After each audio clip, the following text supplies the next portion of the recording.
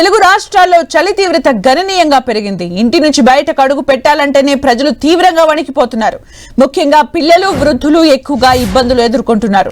తెలంగాణలోని 19 జిల్లాల్లో కనిష్ట ఉష్ణోగ్రతలు 10 డిగ్రీల సెల్సియస్ కంటే తక్కువగా నమోదయ్యాయి.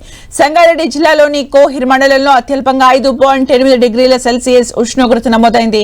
అటు ఏపీలోనూ ఏజెన్సీ ప్రాంతాల్లో చలి తీవ్రత విపరీతంగా పెరిగింది.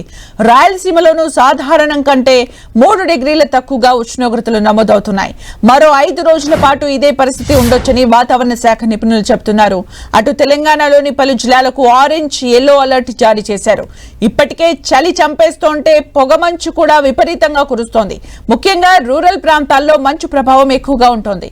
పొగమంచు దట్టంగా కురుస్తుండటంతో వాహనదారులు, ప్రజలు బయటకు రావడానికి తీవ్ర ఇబ్బందులు ఎదుర్కొంటున్నారు. ఏజెన్సీ ప్రాంతాల్లో పొగమంచు కారణంగా ఉదయం లైట్లు వేసుకుని ప్రయాణం చేయాల్సిన పరిస్థితులు ఏర్పడ్డాయి. 10 రోజుల నుంచి ఉష్ణోగ్రతలు గణనీయంగా పడిపోవడంతో ఇళ్ల నుంచి బయటకు వెళ్లాలంటే ప్రజలు భయపడుతున్నారు.